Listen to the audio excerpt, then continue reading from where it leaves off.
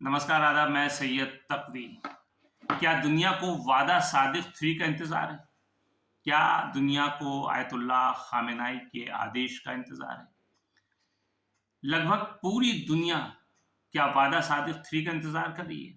ताज़ा रिपोर्ट के अनुसार यही खबर है कि तैयारियां पूरी हो चुकी हैं और अब ईरान के सुप्रीम लीडर आयतुल्लाह खामेनाई के अंतिम आदेश का इंतजार है।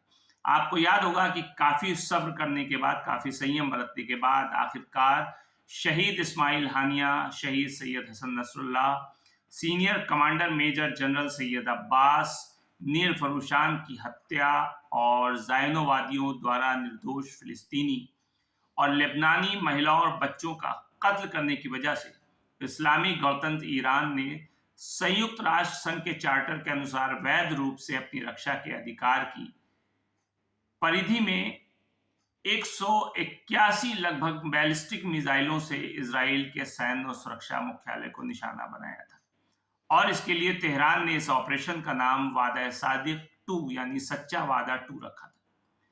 तो क्या अब वादा सादिक 3 का इंतजार है?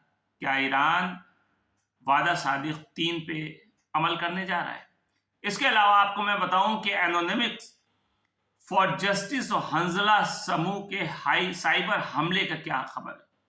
ईरान में स्थित एनोनिमस फॉर जस्टिस समूह ने ज़ायनी इकाइयों के भीतर व्यापक क्रेडिट कार्ड की खराबी की जिम्मेदारी ली है।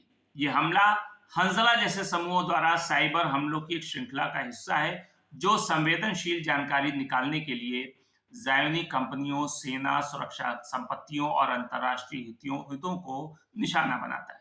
हाल ही में साइबर ऑपरेशनों ने सबसे ज्यादा गोपनीय डेटा को उजागर किया, जिसमें बहुत सारी चीजें शामिल है, जिसे मैं आपके सामने पेश करूं। यूरोप में इजरायली राजदूतों के निजी सर्वर और दस्तावेजों को हैक किया गया। साथ ही साथ राष्ट्रीय सुरक्षा सेवा संस्थान की गुप्त बैठकें की गई, इसको भी लीक किया गया। अमेरिका और कनाडा के सुरक्षा अताशे याकूब आयश के बारे में भी विस्तृत जानकारी हैक की गई और साथ ही साथ इजरायली सेना के साइबर सुरक्षा कमांडर का पूरा विवरण भी लिया गया।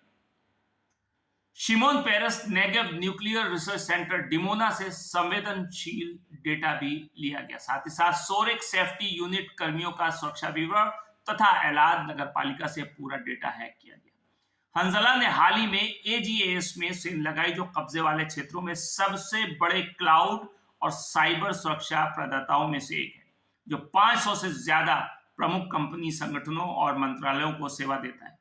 एजीएस के मुख्य क्लस्टर में सेंध लगाकर हंजला ने सभी 74 सर्वर और मुख्य स्टोरेज तक पहुंच बनाई।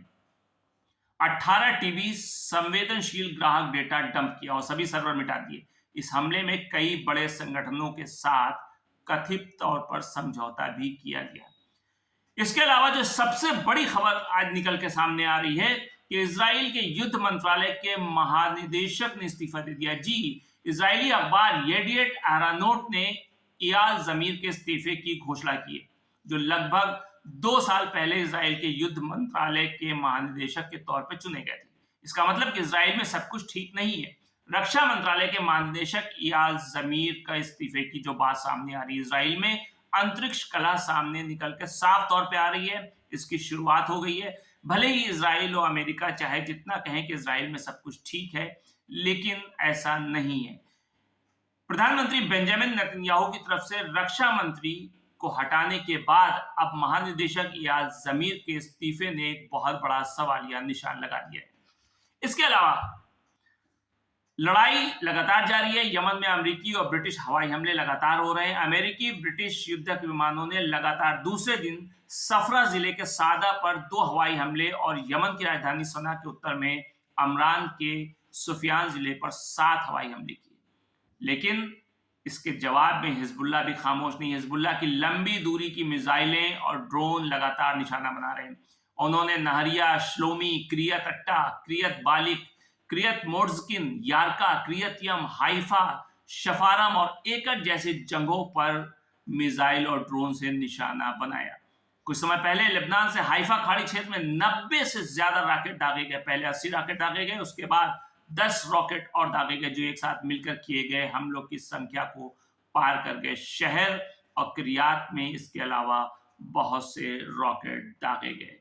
फिलहाल जंग जारी है और ये जंग किस दिशा में जाती है, ये आने वाला वक्त बताएगा। इसके बारे में ना तो मैं कुछ कह सकता हूँ, ना आप कुछ कह सकते हैं। बहरहाल दुनिया को ईरान के फैसले का और एक्शन का इंतजार है।